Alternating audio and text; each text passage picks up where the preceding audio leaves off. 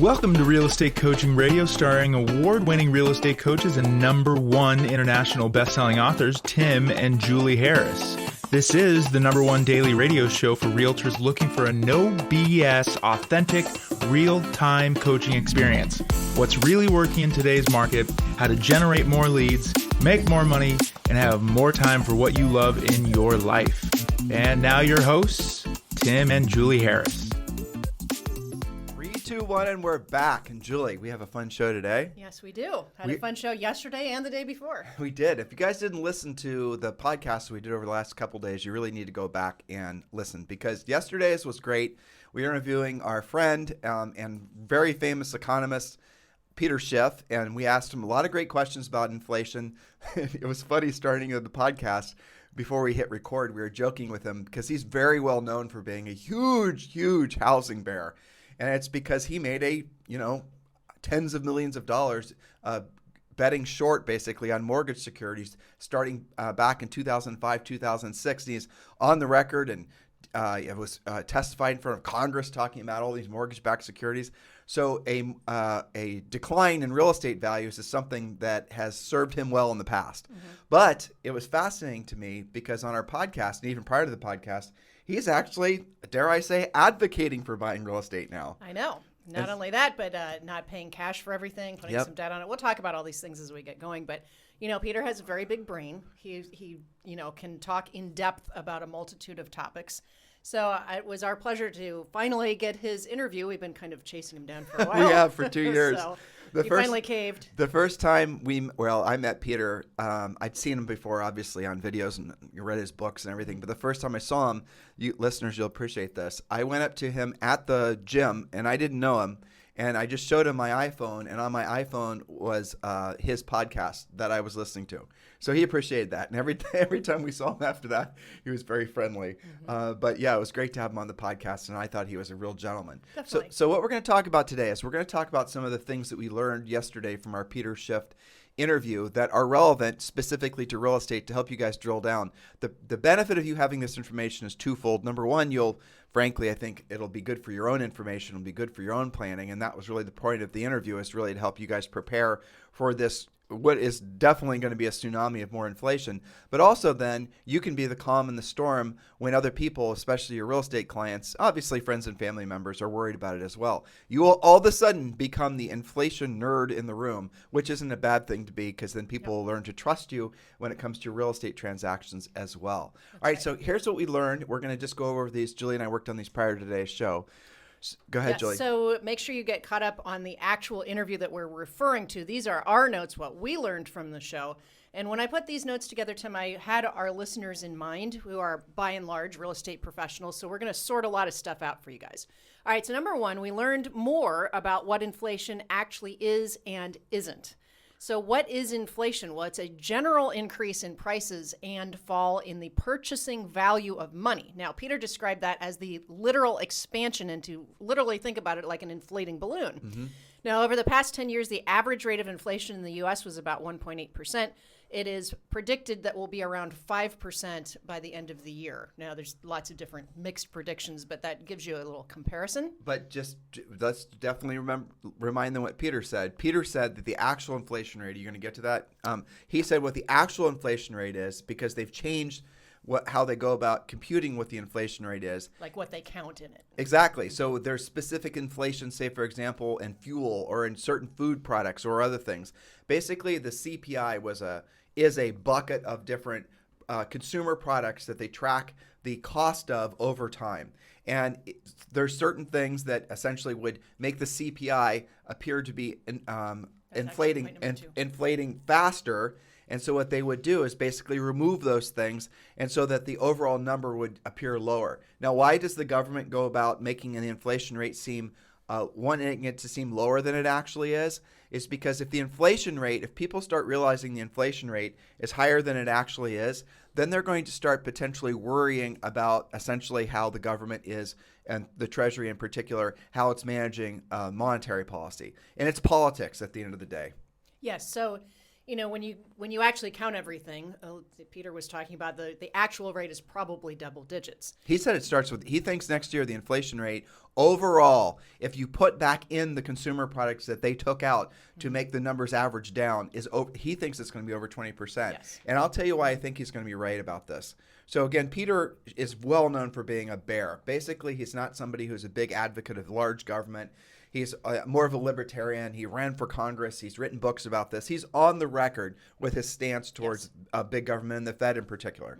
But with that said, there are a lot of other people and sources that Julie and I have been going to learn about what the projected inflation rate. Now, Goldman Sachs came out with a report. We're putting it on our website, timandjulieharris.com. You guys can read about it, where they're predicting that there's going to be a 26% increase in the cost of a home in 2022. And that means that you're seeing between 2021 and 2022, if Goldman Sachs is right, you're looking at most real estate in the United States increasing by at least 50%. That is incredible. Now, one of the interesting questions this is always fun when you and I have this question with real estate people, it's what's the difference between appreciation and inflation?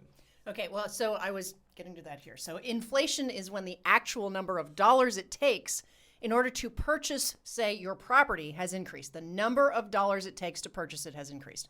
The main difference is that inflation does not actually reflect a change in the asset itself. In fact, and we talked about this with Peter yesterday, the asset, let's say it's a house, may actually be getting worse over time in terms of condition or location or both. So inflation is a reflection of the decreasing purchasing power of the money you trade for that asset.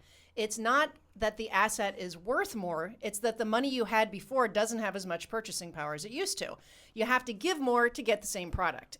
Inflation simply means that your money is worth less. So there was, and we didn't talk about this in Peter's interview, but I researched prior to Peter's interviewing so we wouldn't come off sounding like idiots. Right. But there is a way that they track, for example, the cost of a can of Campbell's soup. So Campbell's soup's always been the same size, and let's assume more or less the same products as the 1950s.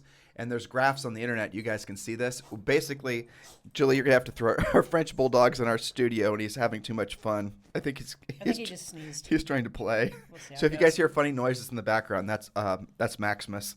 So anyway, so what it showed is the cost of a Campbell soup in the 50s, and then basically how it's completely gone up, even though you're not getting more Campbell soup for the same, That's a good example. Yeah, and he also said, Peter talked about, we were talking about, and I know we're going to get to this, but for the sake of just tying all this in, like, why have debt on your real estate, which is definitely antithesis of what you and I have been preaching That's forever. one of the points. Right, and we're going to get to that in particular. You guys, this was really fascinating when we got to how he explained it. Yes.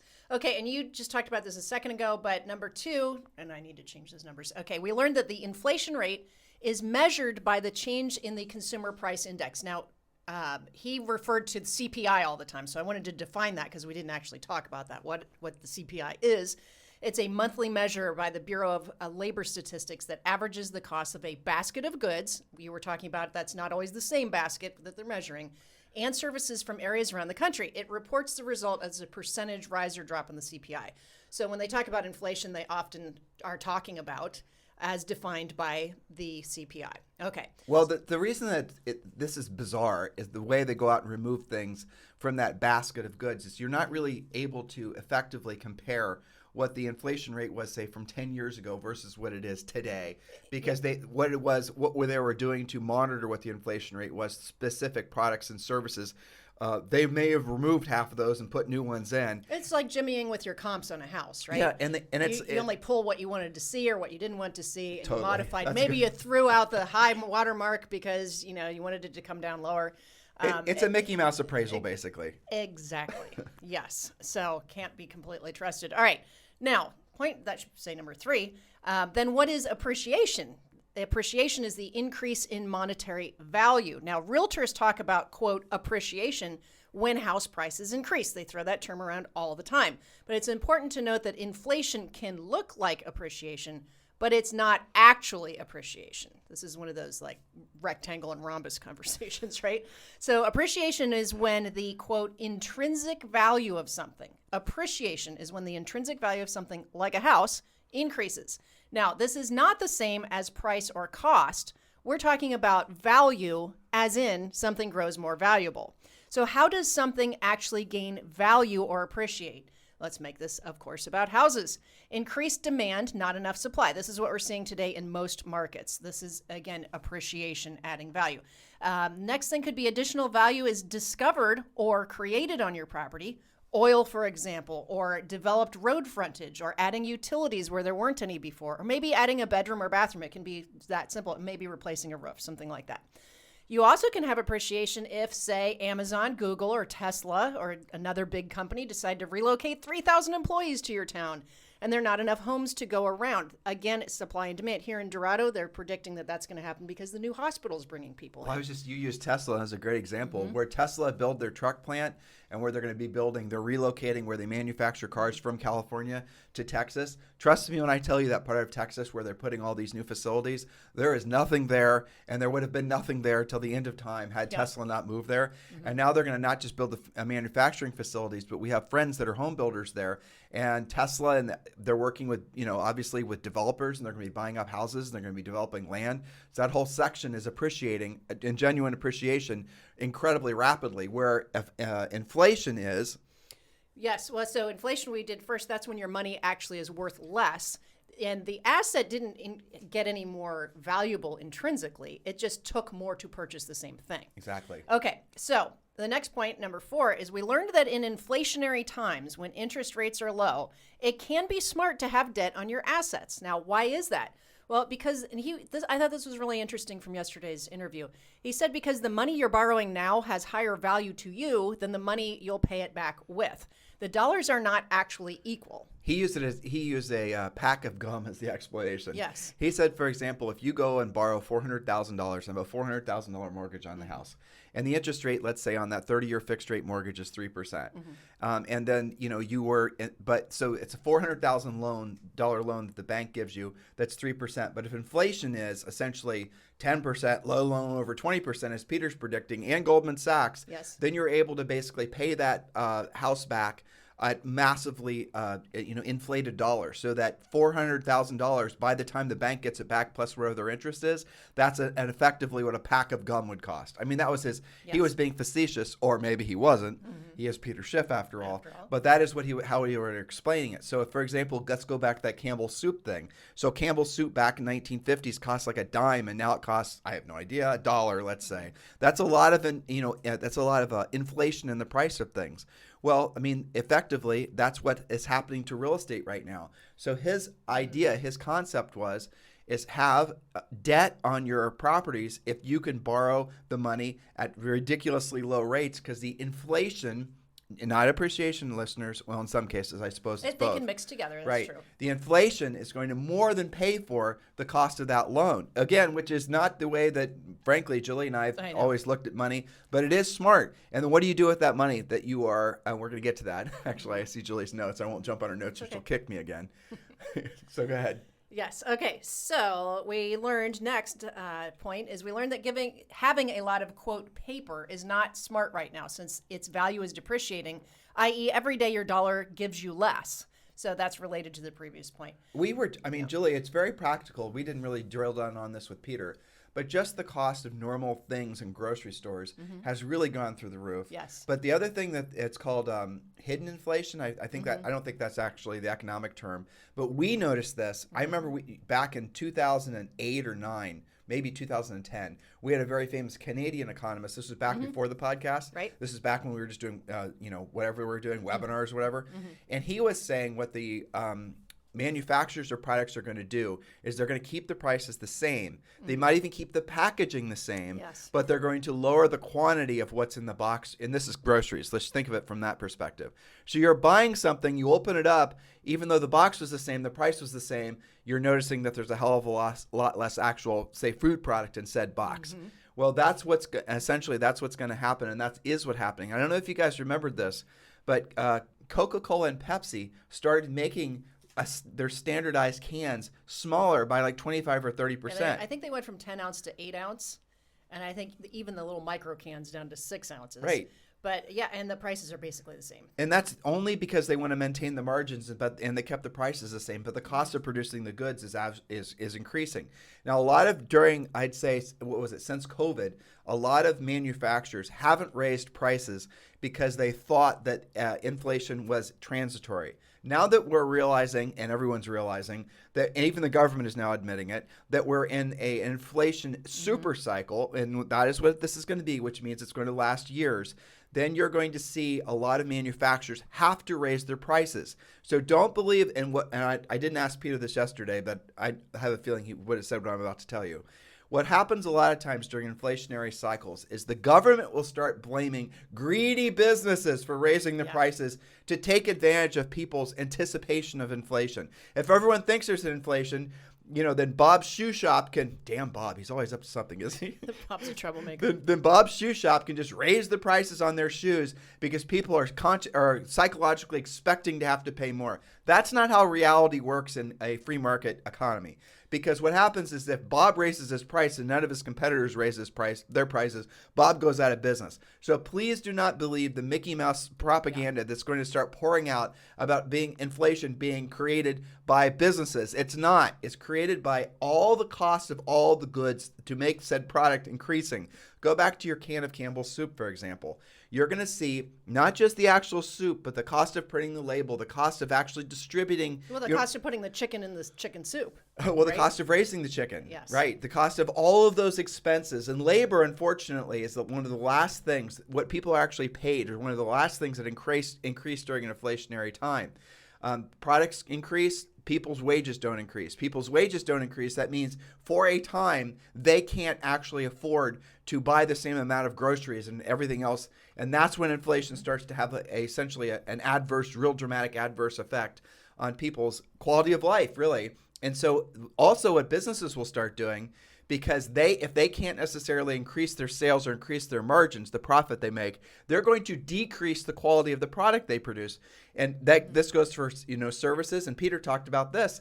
He said, look to see how fast people go from having personalized service to using more AI type things, or using more bots, or having automated this is an automated that. So if labor costs increase and you cannot increase your sales, or you cannot increase your margins from the sales, you're going to have to decrease your expenses.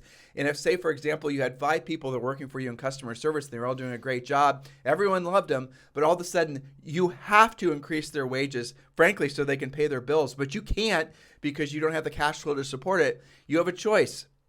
Go out of business, or let those people go and replace them with automation. So that's another thing that Peter vamped about, is that you're going to see an advancement, like COVID had advanced people working remotely or Zoom and all the rest of these things. You're going to see inflation is going to have that exact same effect on the adaptation of technology to replace humans, and that ultimately is going to have a real, adverse effect for a lot of people's lives. Yes, and he, related to that, he was talking about how in times like that, innovation can happen. Yep. Where maybe you can't deliver that particular product for that particular price, but some other company or the existing company reinvents something to fill that place. Well, so it's pretty interesting that way. The greatest fortunes of humanity have always been made during the greatest times of change. Mm-hmm.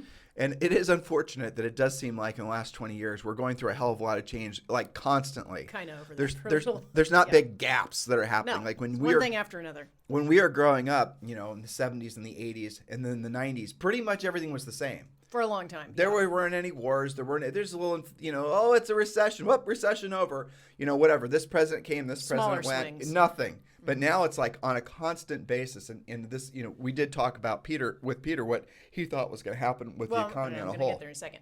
Okay, so since the previous point was don't have a lot of paper money, well, that naturally leads to the conversation about gold, and that leads to talking about Bitcoin. So we won't drill down on this too much, but we learned that gold and Bitcoin are not equal. Gold has many uses, can't be destroyed, and has extremely predictable 1% to 2% growth yearly, which follows population growth for the most part. It's more predictable, more versatile.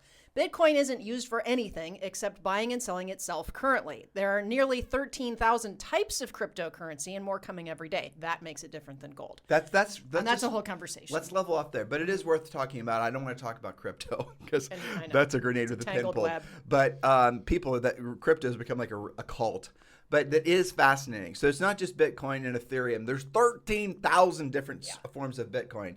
And some of the Bitcoins have interesting financial... Types of crypto, yeah. Yeah, right. And some of those crypto have interesting fintech, financial tech that's behind them. Like Ethereum has the blockchain and all the rest of it. So a lot of it's kind of cool. But the thing you got to remember about gold, to Peter's point, and Julie and I aren't selling gold, so just, is that the price of gold essentially is tied to the actual demand for the actual metal. Because gold is used, yes, in jewelry, but gold is used in the production of technology, in computer chips, as a heat shield. Gold is used in manufacturing. So gold actually has a real intrinsic value because of what it's used. So people who are making stuff, one of the things that they need in their ingredient to make their product is gold. So the price of gold is actually a real value, not based on speculation. And what the Bitcoin people try to say is that essentially gold's value is tied to the hoarders, people that buy it and just, buried underneath their house waiting for that. But it's really controlled by the consumption of gold and the people that are seeing it as wealth, as store of wealth. But the other thing that's really kind of fascinating about gold is gold has been money, used as money for 2,000 years. And crypto's only been around for 10 years. Exactly. So we eventually circled back to the conversation about inflation and, what stops that. Well, normally the Fed would raise interest rates to slow down inflation. But when asked about this, again, Peter Schiff, president of Euro-Pacific Capital, said the Federal Reserve is unable to raise interest rates to tame rising inflation as the economy opens and COVID-19 vaccinations help to lift the consumption. Hiking the rates could, quote, stop the party and pop the bubble, leaving the economy and financial systems exposed to the risk of depression, which we all know nobody wants right now, ever. Well, he said, to drill down on that, because we're real estate people talking to real estate people. Yep. He said there is 0% chance, basically, that there's going to be a precipitous rise in mortgage interest rates because he does not think that the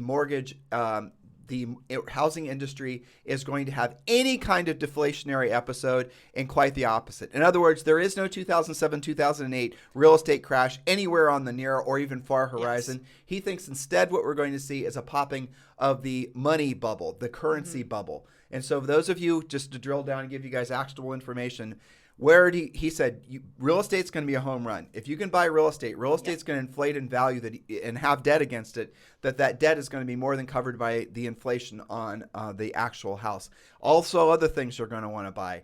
He said securities, but buy securities that are dividend paying that aren't necessarily tied to U.S. consumption, because he thought U.S. consumption a large part would drop off. Yeah, obviously he was an advocate of gold. But there's a lot of other asset classes that some of you are aware of. There's certain kinds of collector cars. There's certain kinds of, different little collectible things. We have a friend that collects Nike tennis shoes. That's right. And those have gone through the roof. All these different things. What people are going to start doing is they're going to look for places to put their money because they're going to see the buying power. They won't necessarily see it because generally in a normal inflation, if there is such a thing, it happens slowly. But in hyperinflation, which is completely possible, and that would be what Peter's predicting with over 20% inflation, you're going to noticeably see it. You're going to put $100 in the bank today, knowing that you're going to buy $100 worth of groceries tomorrow, the same groceries you bought last week for $100. You go to the grocery store, you put those same groceries in your grocery cart, you hit the register, and now they want $130 to buy the same amount of groceries you bought the previous week. That's hyperinflation. That's if you can find the groceries, because that's starting to happen too. Totally. And so what's going to happen is you're not going to want to keep your money in the bank. You're going to say, if I put my money in the bank, if I don't spend this money, it's going to be worth less. So what people are going to be doing is they're going to be looking to places to put their money so that at least it can hold its buying power. So if I want to buy $100 worth of groceries and the groceries inflate to $130 in a week, I'm exaggerating, listeners, so don't freak out, that whatever you put your money into is also going to increase in value. So at least you still have the same buying power to buy those groceries. That's exactly it. So we have to be very careful how we are spending, how we're investing. And at the end of the day, he said abnormally high inflation is the only politically viable option, and that we're going to be in this inflationary period for quite some time. So, those of you who have been looking for housing crash, once again, stop looking for that. Yes. There will be other things that are happening, but this time is not exactly like last time. I'm so tired of people trying to say this is just like 2008. Well, they don't it's have, not. and I understand the natural innate fear of a housing crash and the expectation of one, because some people's scars from the housing crash go incredibly deep, and they don't realize, and everyone always say patterns repeat themselves, things go up, things go down. I hear people saying that all the time.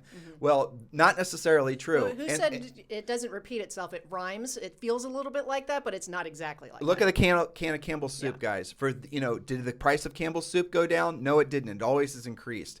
And this is one of the questions we asked Peter.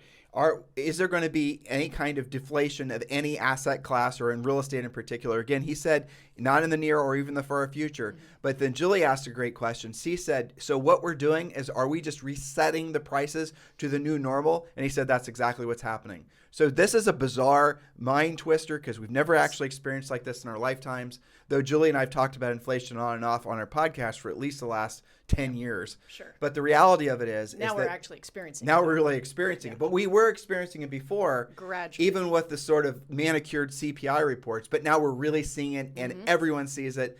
And it's like, I just think it's all the things that are going to increase in value really fast, like computers, things that people have just gotten, cars, used cars are right now. Look at watches. You can't even get a new watch if you want. You can't. Used cars right now are selling for a 25-year high in terms of what they're worth now used versus their original list price. We have a friend in North Carolina who sold this big, huge, Gasterly pickup truck that he bought like 2 years ago or 3 years ago, Kevin, and he put like 50,000 miles on it. He sold it for more than he paid for it. Even with the 50,000 miles, which Yes, is unheard of. and he bought a new one for the money that he was able to sell his used one And for. he'll probably do it all over again. Well, he knows the Ford dealer, and the Ford dealer was obviously selling him, a car at a slight discount. But still, that's the type of weird, bizarro era that we're in. But you know what the best blessing for a licensed real estate professional is? Yeah, I know what it is. They get a raise because the prices can continue to That's increase. right. And they don't even have to ask for the raise. Your incomes are going to actually outpace the inflation rate, because real estate is going to outpace the inflation rate, because so many people are going to buy real estate. Believe it or not, listeners. Well, look the at real it this way. estate. The real estate market is actually going to get hotter. It's not going to cool off. You are in the right industry at the right time. And look, there is going to be some horribleness that comes from rising inflation, especially if Peter's right. There's going to be some form of hyperinflation. If inflation rate is 20% next year, think about what that's going to mean to cost of livings. And if you're on a fixed income and you cannot increase your income commensurate with your cost of your energy bills, your fuel bills, your auto fuel, you are going to have to cut back on your lifestyle by 20% if you can. That means that people aren't going to be able to afford their drugs. There's going to be some real hardship that comes from inflation. For sure. But if you're in real estate and the asset you're selling is, it's now worth 20% more than would have been worth last year, you have gotten a nice little raise, and you will be able to outpace inflation. But people, consumers, politicians, all of what we're entering into this is going to be a big, interesting time in in global history, because what happens to the U.S. happens to the world. That's right. So where you guys will see it is dealing with your own clients and their hardships and the reasons for them potentially selling. I can see changing, right? They want to cash out. Maybe they want to downsize the house that, they thought was worth $400,000 last year. If they can sell it for $475,000 this year, you're going to see some changes in the conversations that you have, and we will help you with that. So, good time to wrap. Well, you're going to see new kinds of housing. This goes to technology. You're going to see new types of housing that doesn't cost as much to produce. You're going to see, but all the stuff, Julie, what's fascinating to me is COVID brought on a whole bunch of changes to how people live, where they live. And then you have this massive, it's the thing we've been reading about with healthcare, that Ray Kurzweil book. Yeah. Right? The, what's that called? I'm having a brain fart. I can look it up. We'll do it tomorrow. I can't. Synchronicity. Okay. Synchronicity. Yes. Basically, when essentially the lifespan of average humans is going to start. We need to do that podcast on reasons to be optimistic. Yes. But even if this inflationary thing is going to have an ugly effect on a lot of people's lives, if you look at what it's going to do from a positive perspective, It's going to advance what was already going to happen technologically a lot faster. And people who are interested in maybe living in places where the cost of living was less and they can work remotely because, Starlink and all these other amazing technologies are allowing us to work on the internet in places around the planet Earth where you couldn't necessarily get connectivity. All that's changed because of COVID. Remote work. And it's all changing at the same time. It's exactly. not just bits and pieces. So, yes, I will make mental note of that. Yes. So, listeners, in the meantime, you guys have a fantastic day. Hey, listen, please continue to make this number one listen to daily podcast for real estate agents in the United States. Do give us a 5-star rating on iTunes. Help us get the word out. Help us spread the word that you guys are, and we all are, and frankly, one of the best industries that you could possibly be in, and what will be one of the most challenging times in our history. Let's make sure that we're all sharing the message to look for, frankly, the optimism that is innate within all of us. But as this inflation thing starts to become more of a thing, as people really start to overreact to it, especially the politicians, and especially all the things that are going to happen societally, we've got to be making sure that we are towing the line with the realization that we are all blessed to be agents, we're all blessed to be Americans, and then together we can be the beacon in the storm for other people to frankly find their way forward. And these are people who are in the industry and not in the industry. That's called being a leader, and I would suggest you guys take that stance in your business and personal lives. In the meantime, we'll talk with you on the podcast tomorrow.